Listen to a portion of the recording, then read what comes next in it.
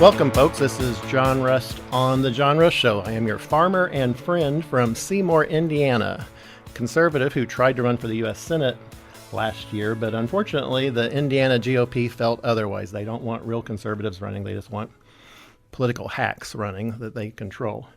Here in the studio today with Ethan Hatcher. Welcome, Ethan. Hey, I'm happy to be here, John Rust. And can I say first and foremost, what the Indiana GOP did to you in running for the Senate was absolutely criminal. It was disgusting. And look, you may have lost, you may have won. We'll never know because Jim Banks didn't want any competition at the table. He was scared to death. That's gross. Right. Well, that's the whole Indiana GOP. Right. They have a specific law against regular Hoosiers. 81% of Hoosiers are banned from running for political office. And you cannot convince me that the government has a compelling interest in keeping 81% of the citizenry from being able to participate in the electoral process. That's disgusting. And that's where we're at, and that's how the Indiana GOP has become this massive tax and spend party. They are the party of government.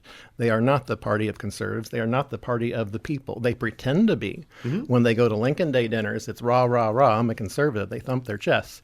But when they actually vote on things, it's really a liberal Democratic line. It's spending. It's not the crazy liberal Democrat stuff, but spending-wise, it is like a liberal Democrat. Massive spending. On my show, Saturday Night on the Circle, which you can hear on 93.1 WIBC from 7 to 9 every Saturday, I have started calling Indiana the California of the Midwest.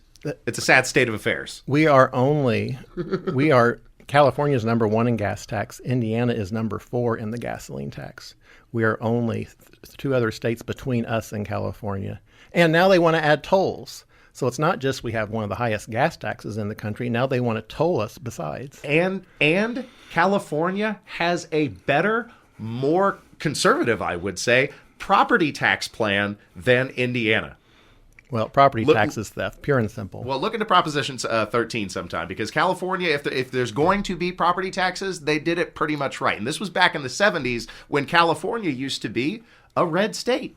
Well, and unfortunately, we can't do those kind of propositions here in Indiana. The state constitution forbids it. Yeah. There is no process for it. So we are stuck with state legislatures who are really, at this point, just political hacks. Sorry. Not sorry. That's just how we are. That's the truth. But let's talk about the tolls, because this is also a really disgusting plan that the Indiana GOP has, and they've been sitting on it for a few years now, John. This is dating back at least to 2018 when the INDOT came out with a statewide interstate tolling strategic plan. Right. So they've had this going on for quite a few years. And then now, of course, Mike Braun is asking the federal government for the authority to expand tolling on some of Indiana's most traveled highways, including I-65 and I-70. So it'd cost you $20 to go from Michigan to Kentucky. It'd cost you $11 to go from Illinois to Ohio. And that adds up quick. And it'll cost you $8 to go from Indianapolis to Louisville. If you're a car, a semi is $42. You know, folks, you're going to pay for that. You know, They may think, oh, it's easy, just tax the truckers. You will eat it. You know, we're sending out eggs, every day. If we have to pay that toll, that will be paid for by the consumer. We can't afford to pay that. Well, who's really going to be paying for this are the small communities, because anybody who's going to try to avoid the toll is now going to be using those state and local roads, and it's going to be increasing the traffic. And that's what happened up in northern Indiana along I-80. They told that. And now those folks have to take local roads to avoid paying the ridiculous tolls. And do you know what that tolling company is doing? What they're doing on pushing the green agenda? This is from IndianaTollRoad.org, and they are talking about their Project Solil, a 2023 project designed to provide enough solar energy to account for 1/3 of the Indiana toll road's electricity demand, achieving 100% uptime since June. They are going for net zero. If you're going for net zero, you can't have people on the roads because people breathe out 2 pounds of carbon every day. Well, let's also talk about the carbon production and the mining that is necessary to produce the mineral materials that are needed to build the solar plants. You know how I know these greenies are never serious about net zero or green energy in general? Because they never suggest nuclear. Nuclear is the greenest energy that we have available. It is the most powerful, most reliable energy that is available. But they fearmonger about the possibility of radiation, which is really not a concern if you look into these reactors, if you look into the design, it's not nearly as much cause for alarm as many would lead you to believe. Ironically, many in the Green movement. Well, they're against anything that they can't control. And it's all about control, folks. It's all about government controlling what you do. You know, I'm a conservative. I don't think the government should be inside your house telling you how to live your life. You know, for instance, on cigarette taxes, this may be controversial. They should only be taxed at the sales tax rate. There shouldn't be a special sin tax for cigarettes. Because if you say, well, cigarettes are bad, yes, maybe they are. I grant that. But, well, okay, so what are they going to say? Doritos, they're bad for you. Let's have a Dorito tax. What's the difference? What's next? You know, and back to gasoline. Why do we have to pay 3 taxes now to use your car? You have a gasoline tax, you have a sales tax on the gasoline, and now you're going to have a toll. Plus, you have your local wheel taxes and your local income taxes. It's just tax, tax, tax, tax. And you know what a sin tax is? A tacit admission of that all taxes are regressive, because when you have a sin tax, it's supposedly because we want less of something. If you add taxes to cigarettes, it's because we want fewer people to smoke cigarettes. Yes, then you exactly. ask yourself, well, then why do we have an income tax? Exactly. Is it because we want people making less income? All taxes are regressive. But let's talk about where the money is going, because I'm sure you're old enough to remember when the Hoosier Lottery came into being. They sold that was going to pay for everything. That was going to pay for everything. It was going to pay for the roads. And then, of course, not so far in the distant past, what was that, 2017, when our glorious Governor Mike Braun originally voted for the single largest state tax increase in Indiana state history, the automatically renewing gas tax increase that increases every single year. Every single year. And now that's they not just enough. renewed it not too long ago. Well, and did you know they're saying, oh, the gas tax is going down?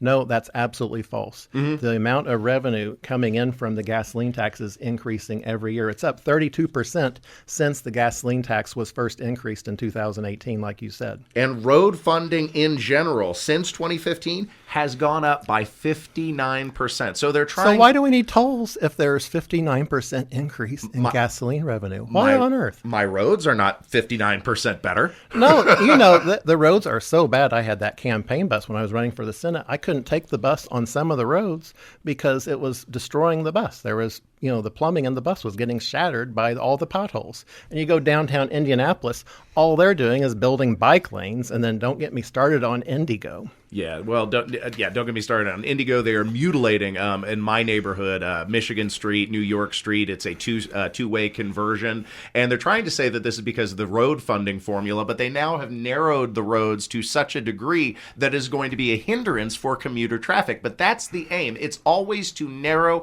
and control your behavior, to coddle and then cajole you into supporting what their mass transit aims. And so I always say this, on 465, if the Democrats were in charge, they would just make it one big bike lane. You know, there would be no cars on it. Yeah, good point. And so, you know, the Republicans are better than Democrats. Don't get me wrong. But we can't just have bike lane after bike lane. We have to be able to get to work. And you're going to drive your car to work. If it's 20 below zero, which some Indiana winter days are like that, you're not going to want to ride your bicycle down to the circle, are you? Well, we have more drivers. Since 2015, we have about 6% more licensed drivers. We have about 13% more vehicle miles traveled. So this is the consumer telling you that they are choosing road travel over these green alternatives, over the mass transit alternatives, over a bike, which of course is not practicable in the Midwest, let alone when you're dealing with the crime concerns of downtown Indianapolis. I wouldn't feel safe to bike through some of these neighborhoods. And, you know, I've driven downtown Indianapolis quite a bit, and I have yet to see a bicycle on some of these lanes. Well, in fairness, I see a few, but we're talking about a handful. On a nice day, maybe, right? On a nice day. So on Indigo, as I understand it, they're talking about a new bus line that is going across the city of Indianapolis, and it's going to be like $340 million. Yeah. And I saw this figure that it would be cheap. That's going to work out to Indigo now is spending $47 per rider to ride the bus. It would be cheaper to buy an Uber for everyone to ride in an Uber than to have our bus system in Indianapolis. And they're only asking for $1.50 for a day pass right now, and they're increasing it to $2.50. And some people are having a conniption fit because they're experiencing a fare increase for the first time in 16 years, as if all of the rest of us haven't experienced precipitous rises thanks to Biden inflation on every aspect of life. But whether it's when we go to the grocery store, whether it's we go to the gas pump, wherever you go. But for Indiana taxpayers, it would be much cheaper just to call an Uber in.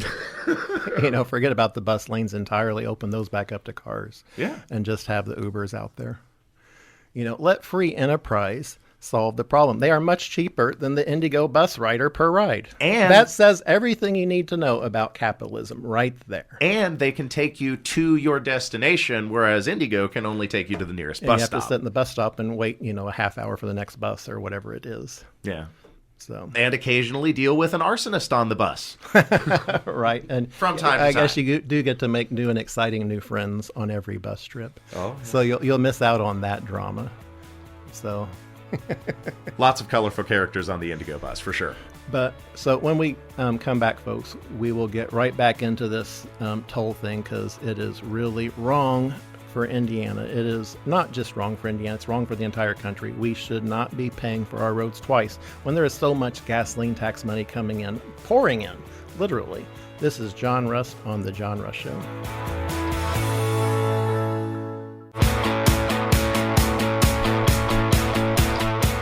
Welcome back, folks. This is John Rust on The John Rust Show in the studio today with Ethan Hatcher. Welcome back. Hey, I'm having a lot of fun. Thanks for inviting me on the show. It's nice to have a fellow conservative on this show. And what a beautiful radio station you have. I love the setup here. I like the soundproofing. It's a nice studio. Well, we're getting the job done. So the other tax that unfortunately Hoosiers are being forced to pay increasingly every year, more and more, is property taxes.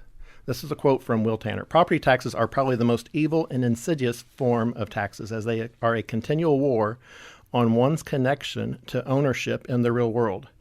Notice how they don't tax stocks and other forms of financialized assets in the same way only real estate. They hate you that you might actually own something and have a connection to it.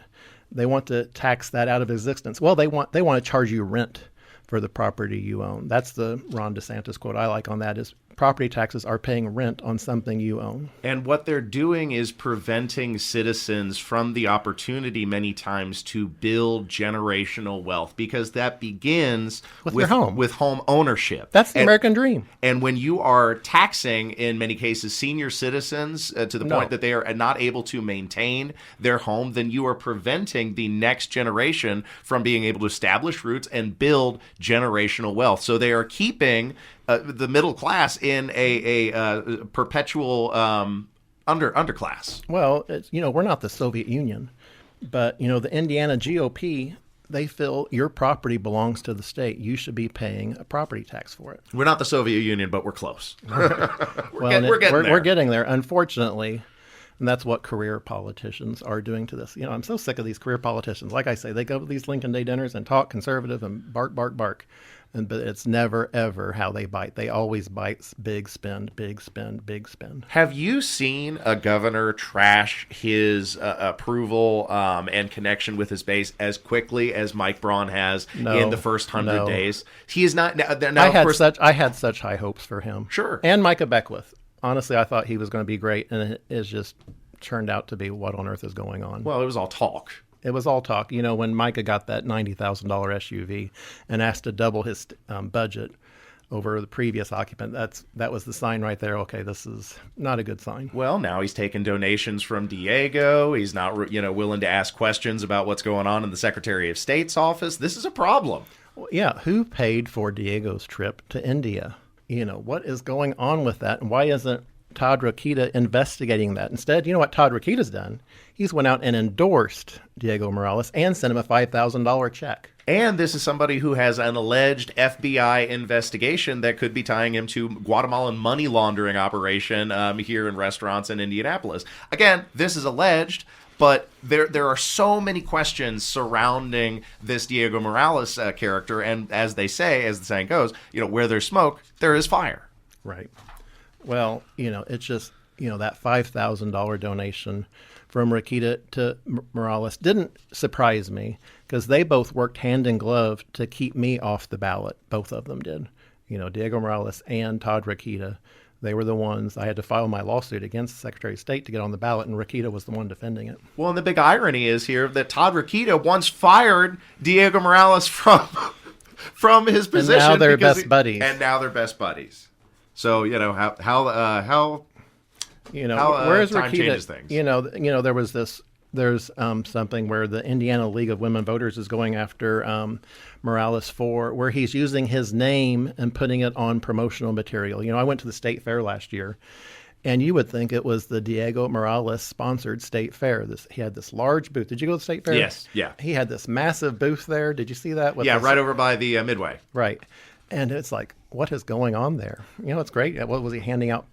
The Constitution and registering people to vote. That's good, I guess. It's a pseudo campaign, but it was, his name, I believe, was bigger than anything else on there. So you're like, oh, that's the Diego Morales tent, paid for by the Hoosier taxpayers, and that's what's against the law, and that's what there has been this complaint filed against Diego by the League of Women Voters in Indiana over him using his likeness on state paid for property, because that is against the law. Well, he's also forgotten to use the disclaimer, paid for by the campaign of Diego Morales in campaign material. So, I mean, he's making these repeated violations across multiple things. This guy's a train wreck. And then the fact that the establishment is then circling the wagons. Well, they're stone silent on it. Sure. Because they get money from the same people that are giving to Morales. It's all one club.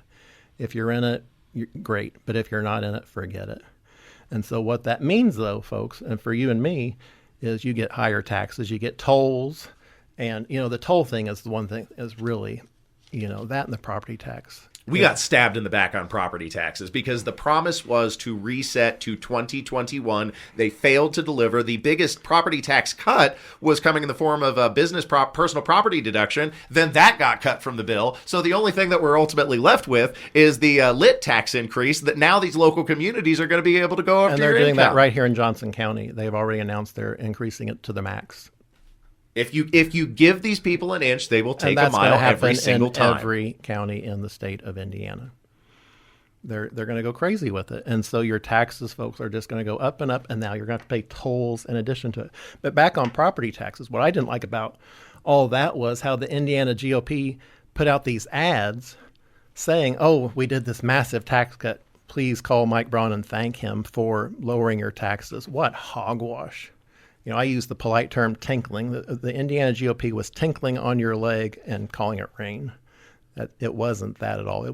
We are getting a massive tax increase because of what these assessments are doing. And that was not addressed at all. And behind the scenes, Governor Braun had promised to use his campaign dollars, to use these political action committees to go after Republicans who refuse to comply with property tax reform. That was the promise. And then ultimately, they used those dollars to promote the debacle that got passed through the House and Senate that he signed. And then we're all supposed to sit there and smile and say, oh, yes, thank you for the $300 while my taxes went up $800. That's just example after example where that happened because the assessments are going through the roof for everyone. And a lot of people aren't even getting that $300 property tax credit because their home isn't high enough to get the value there. Right. So, when I got into politics, I thought I'm going to fit right in because I'm a conservative. I have only given money to Republican conservative candidates my entire life, never a dollar to the Democrats. And I thought the Indiana GOP is going to welcome me with just roll out the carpets, and I was going to be a star in it because I have such a great story. Sadly, no, that was not the case at all. They don't want anyone that has any real world experience. They only want people that grew up in the party establishment that work through these channels where they are become these robots of government. Well, I think George Carlin kind of summed it up best, the great comedian, when he once said that it's a big club and you aren't in it. Yes, right. No, yeah, exactly. And that is the Indiana GOP to a T. But I'm not stopping. They continue to try to stop me. That's okay. But I believe in the freedom of speech, and I'm going to keep this radio station going, or my program going, because I believe in raising the curtain and shining the flashlight. And that's exactly what I'm going to keep doing. I may never run for anything ever again, but I'm going to say, hey, you're doing something that you should not be doing. And right now, number one, Indiana should be working to eliminate property taxes, not just cutting the increases, but actually eliminating. That's what Ron DeSantis is doing in Florida. And number two, heck no, I'll use the polite term, on tolls. Absolutely, positively, no way. I'm one of the few, I guess, I did not like when they sold the interstate up in northern Indiana to raise, billions of dollars to cover a state current budget deficit that year. That was wrong. Your tax dollars paid for that road. It shouldn't just be sold to pay for a short-term gain today. And if going back to what we talked about in the first segment, that proposal from INDOT, the statewide interstate tolling strategic plan, they're proposing exactly that in the details there. They're saying, well, we could lease a section of the interstate going forward to a tolling company to get the revenue to build the rest of the tolls across the interstate. So they are using the same plan. And if it's like the one in northern Indiana where they're talking about all this new Green New Deal crap, where they're talking about making it net zero and putting in solar panels and banning carbon, I'm one of the few. There's nothing wrong with coal, in my opinion. I'm all for coal-powered plants. China's still building 2 new coal-powered plants every week. Why are we trying to disarm ourselves and have higher energy costs than China? We're competing against China. Why should we unilaterally disarm against them? Well, coal power production has also substantially increased its efficiency. They now powderize the coal to get the maximum amount of energy transfer, and then there's so many filters on there. It's a relatively clean form of energy generation. Well, and if you go to the plants and you see them actually operating, there's only water vapor going out. There's almost nothing going out of the stacks. Almost nothing. It is clean energy. It really, truly is clean coal. So but the problem is, I don't think there's a problem with carbon. Even if coal was bad, it's not. Carbon is not the reason it should be bad, because carbon is necessary for human life. We actually need more carbon. We don't need less. There's this fallacy that carbon is somehow bad. It's absolutely not. Well, it's plant food, and then also the amount of carbon that we're talking about is a fractional percentage of the makeup of our atmosphere. We're dealing with, fractions of a percent. Correct. And then they act like it's going to tank the whole system. Yeah. It's not. Well, Ethan, thank you so much for joining us on this. Thank you so much. It's been awesome having you here. Hey, I appreciate you inviting me in the studio, John. It's been a blast. Okay, well, folks, we'll be right back. This is John Rust on The John Rust Show.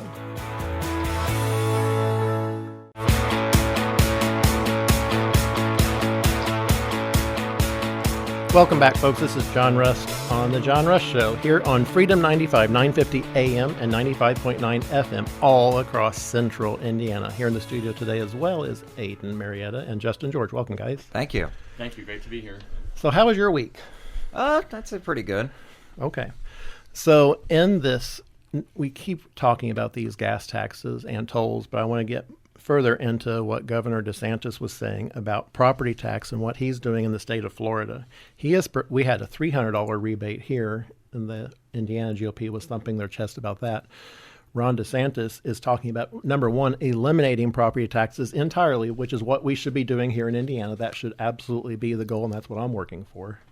And number two, he is doing an immediate $1,000 rebate checks for all full-time homeowners, along with plans to eliminate the lifelong property tax. Because as he says, property tax is paying rent on property you paid for. It is not owned by the government. You paid for that. Why should you have to pay the state to live in the house that you've lived all your life and want to live all your life and then want to retire in? Instead, the state's saying, no, you got to pony up this massive rent check to us every year, and it keeps growing and growing and growing. So for short term, what they're doing in Florida is they're doing an immediate $1,000 rebate check to all full-time homeowners. Not the joke $300 that we're getting in Indiana, which the GOP establishment says is a cut while your total rates go up. Remember, It's like I said, your rates, you get a $300 rebate, but your rates actually may be going up over in several cases, thousands of dollars. For a lot of people, I think the average is about $800 or $900 a year. So, wow, Thank you, Governor DeSantis, for your leadership. It's a great example that Indiana could absolutely follow Well, if we had the leaders. Well, to and do this it. is what the Indiana GOP, they're just looking for ways to tax and toll everything. So this is what Ron DeSantis again says this. If I go to Best Buy and I buy a TV, I pay sales tax on that, but I don't keep paying taxes on that TV year after year. That's the key difference. You pay sales tax on it once, and I think that's where we have to go to in Indiana is all this, annual taxation for property you already own, because you can't budget for it. If you're buying a home, you don't know what your home's going to be worth in 30 years, and you want to live in that home maybe for the rest of your life. I hope you do. That's the American dream. To fly the American flag out front, have a yard that you mow. Instead, now you're mowing the state's lawn that you're paying the tax on. So not only you're mowing the grass for your yard, but you're mowing it for the state, and it's incredible.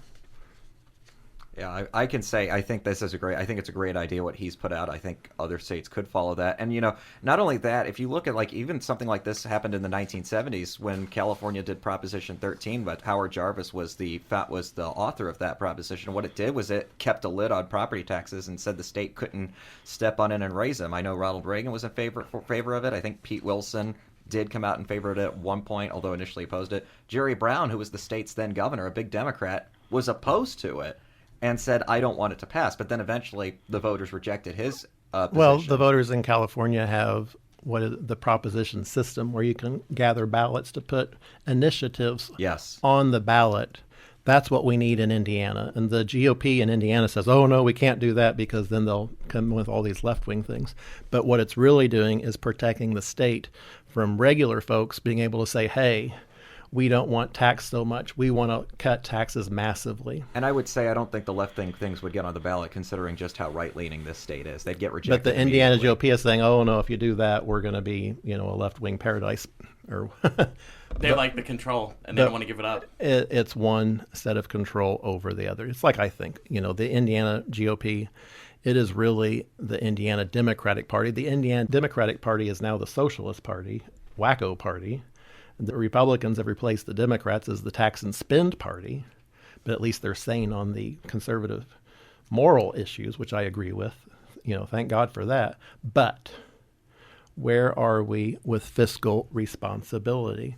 It's like we talked about last week, with the Congress paying or making your share of the national debt, which today per taxpayer is $323,000. It's now going to go up to over $500,000 thanks to the vote in Congress last week where they voted for that massive tax or debt increase. It's crazy. And what I don't like it's this triple tax thing. It's what I said on gasoline taxes. We already have a massively high gasoline tax in Indiana. We are the fourth highest in the country. If you look at our neighbor, so for instance, in Ohio, I was just there this last week, it was $2.75 a gallon for gasoline. In Seymour, it's $3.07, and in Franklin, it's $3.23 a gallon. We are paying a much higher price for gasoline in Indiana than our neighboring states, and it's much lower in Kentucky. We are in this massive liberal, big tax, big spend state. And Mike Braun's talking about, he wants to get federal approval to bring toll roads to 465, 65, 69, 70, 74. It's insanity. We have to say no, a hard no, absolutely not.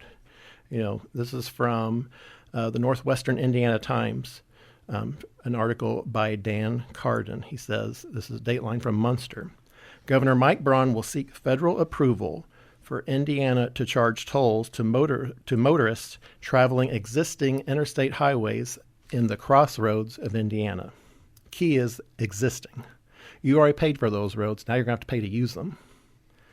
The Republican chief executive, speaking to reporters Thursday following a fireside chat with members of the Munster Chamber of Commerce, confirmed his intent to make use of the tolling authority granted to the governor by the Republican-controlled General Assembly. It's going to have to be considered because otherwise I don't think we can maintain our main arteries. Well, I'm calling Mike Braun out on this. I'm saying, hey, wait a second. They're saying, oh, the gas tax is coming down because of electric cars and all that. That's baloney. Listen to this, folks. Since 2015, Indiana gas tax revenue has increased 32%. Increased. That's not a decrease, increased. Indiana total road funding has increased 59%, whereas licensed drivers have only increased 5.6%, and vehicle miles traveled has only increased 13%. Yet the revenue coming in has massively increased over what the usage has been. But now they're saying, oh no, we need the toll as well. It's absolute hogwash, pure and simple. And Well, it's an ridiculous. absolute lie that tax revenue is going down. It's increasing. It's increasing every year. And, why do they keep diverting road funding for the general fund? Why are we paying for these luxury rest stops or artwork in the middle of roundabouts? Fiscally irresponsible. A roundabout can be up to $3 million. I think it can be $1.5 million to $3 million for an average roundabout. Guess what, folks? 4 stop signs is $800. Where on earth is common sense in the state of Indiana?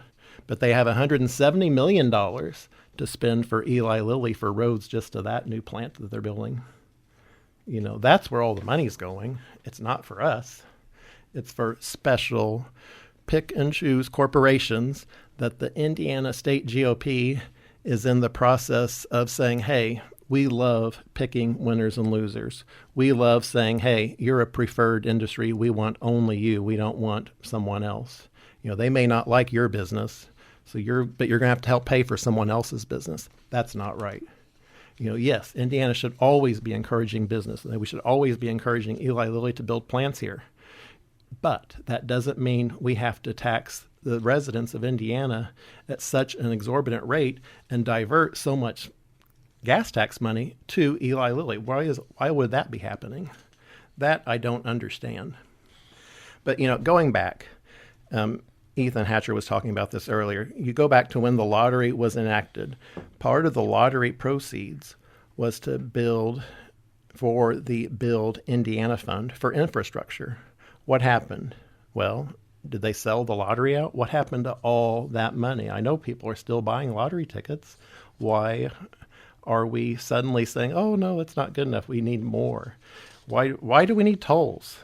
It's absolutely insanity. And like I said, it's because they're not needed because our revenue from the gasoline tax keeps increasing so much, 32%. It's there. It's there. But it's not being spent on the roads, apparently. So the big point that I want to talk about this and why I'm chastising the Indiana GOP, looking for the right word here, is we are blowing a chance to be a conservative state. We are disheartening so many Hoosier voters by continuing all these taxes and tolls when we should be acting conservatively. We're not. So true conservatives are going to say, screw this, I'm just going to stay at home. Why should I vote for these people? They just lie through their teeth and say, oh, I'm going to cut your property taxes when they actually don't. They're going to stay home and we're going to get Democrats in charge again. This is a warning by Hammond Mayor Thomas McDermott Jr. He has warned of a political backlash, predicting it could lead to a Democratic governor in future elections. And this is because the quote-unquote Republicans, the quote-unquote conservatives, are taxing and now tolling so much. Folks, when we come back, we're going to get right back into this. This is John Rust on The John Rust Show.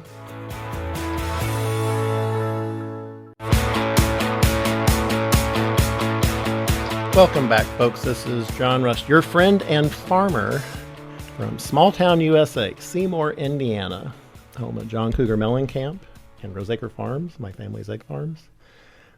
We produce good things in Seymour, and we want Indiana to share in that bounty and to keep growing our state. I absolutely want Eli Lilly to be building large, new, wonderful plants here. That's a wonderful thing, but we have to be careful that we're not causing so much taxation that we are hurting regular Hoosiers in the process of doing so. And that's what's happening today, with property taxes especially. Hopefully on this toll road thing, this is not a given. Hopefully Trump's administration will turn it down. They turned down the governor of New York, who was trying to do congestion pricing for Manhattan, for folks coming in from New Jersey. She was trying to triple tax them, I think. I think the rate was triple during daylight hours. Yep. Yeah, she did something like that. To go into Manhattan. And we got to quit taxing working people. And that's what we're doing here in Indiana through a toll, because that is an absolute tax on working people. It's just like the property tax. Unfortunately, the Indiana GOP, there's a quote here from and it kind of relates to the Indiana GOP, and it's really scary because this is from Benito Mussolini. This is the quote: "Everything in the state, nothing outside the state, nothing against the state." Doesn't that sound like the state of Indiana now? The Indiana GOP, everything in the state, it's all about taxing, 3 times, on your gasoline now. Through a sales tax, a gasoline tax, and now a toll to use your car, plus the wheel taxes. So it's a 4th tax. Everything for the state. And they're using those funds for these insider sweetheart deals for select corporations that the IEDC gets to choose. It's not you. We have the Indiana Economic Development Corporation picking winners and losers in the Indiana economy. I believe in capitalism. Capitalism should decide what companies survive. It's just like my family's egg business. When my dad started selling eggs in 1948, he was getting 50 cents a dozen. If you adjust that for inflation today, that'd be over $6.50 a dozen. But guess what, folks? We're getting less than half of that today. That's the wonder of capitalism. It's taking care of itself. And that's why eggs, even at $3 a dozen, they're $3.47 here at the Walmart, are such an incredible value. And it's interesting too, because to learn more about farmers, the fantastic farmers such as you, and what you do for our great state. And that's the thing, these politicians that are in the GOP, they call themselves Republicans, and they don't think about our great farmers. I love our Hoosier farmers. They do a great service for our state, and we should love and protect our farmers because they're the backbone of the state. So I just want to thank you and all of our farmers for everything that you do. We're working hard to feed our fellow Hoosiers economically. That's always our main goal. Like I said, when my dad started selling eggs, he was getting 50 cents a dozen. Adjusted for inflation, unfortunately, and we talked about this on last week's show, remember where I talked about how the penny was being discontinued. It cost the U.S. government 4 cents to produce every penny. So that's government for you. So we're being told to pay for your car, to use your cars, while the government is out doing this crazy stuff like making pennies that cost 4 cents. And why do they cost 4 cents? Because of massive government debt. All that massive government debt, the debt that you owe as a taxpayer, which I said is going from $323,000 per taxpayer now to over $500,000 projected, based on what the Republican quote unquote Republican Congress voted for last week. It's going to be over $500,000 per taxpayer. It's just astounding. And approximately every 30 seconds, the U.S. debt goes up by more than $1 million. There's a debt clock, and Representative Thomas Massey has brought attention to this issue as well. Well, and he's a true hero, and we talked about that last week, where he stood up, and it was one of the few in Congress that said, no, we should not be increasing government debt. But, what I have what I don't like is, look at what happened with Jefferson Shreve. I'm going to call balls and strikes as I see them, folks. I'm not in this to make friends with anyone. And, he seems like a nice guy, but you don't go to Congress to start trading stocks based on insider information. I don't think members of Congress should be trading stocks. Personally, I think they should be limited to index funds. If you have money to invest, go on the S&P 500 or something like that. You shouldn't be picking stocks that you are in a committee that you exercise oversight on. This is from Trade with Pelosi on Twitter. This is very interesting. It's time to expose another politician for sketchy stock trades. This time it's Representative Jefferson Shreve. On April 11th, he purchased $50,000 worth of CSX Railroad. Weeks before his purchase, the All Aboard Act was referred to the Subcommittee on Railroads, Pipelines, and Hazardous Materials. The bill aims to invest $300 million over the next 5 years to establish freight and passenger rail training centers. Guess who sits on the Subcommittee on Railroads, Pipelines, and Hazardous Materials? Representative Jefferson Shreve. Jesse Kelly, he had a comment on this, and this is the truth. He says the GOP will ban stock trading right after they repeal Obamacare. You know, it's one of these things that will never happen. Speaker Johnson claims he backs a congressional stock trading ban, but doesn't commit to the vote. They never commit to the vote. Where has the vote been on the Doge cuts? Different story from what he's telling Well, you. he actually says he has sympathy for members of Congress trading stocks. He says, look, I have some sympathy. Look, at least let them engage in some stock trading so they can continue to take care of their family. Folks, they already make $200,000 a year with all their office stipends. $200,000 a year. You know, Jim Banks, he lives in $1 million home in Virginia. He certainly doesn't live in Indiana. You know, how do you afford $1 million home? And, you become a member of Congress, obviously, so you can trade Have special stocks. privileges that Right. we don't get. Well, folks, this is why I got into this. I want to raise the curtain and shine the flashlight on what is going on both here in Indiana and in Washington. When I ran for the U.S. Senate, I wanted to be a shining star in the conservative Republican Party, similar to Thomas Massie, who have stood out like the Statue of Liberty across a barren wasteland of Indiana GOP congressmen who all voted for that massive deficit increasing bill last week. But only Thomas Massie said no. There was one other congressman from Ohio. Warren Davidson. Yes, well, God bless him as well. Thank you both. We had for two doing true conservatives who stood up and said, no, we can't just keep kicking the can down the road. They're spending more money than Obama ever dreamed of spending. Way more. Obama left office, the nation's debt was $17 trillion. Today, it's $34 trillion. And thanks to the Republicans in Congress, it's now estimated to be going to $50 trillion over the next 10 years. That's not being a conservative. That's not being fiscally responsible. We have the trifecta now. We have the Republican Congress, the House of Representatives, we have the U.S. Senate, and we have the presidency. And we are frittering it away. There have been no codifying of any Doge cuts. There have been no codifying of any of President Trump's executive orders, not one. It's where we sit today, folks. And so that's why I'm going to keep shining the flashlight. So, Indiana is a red state. We need conservatives, not career politicians, pure and simple. So I want to close today's program, folks, as I always do, with my father's favorite Bible verse.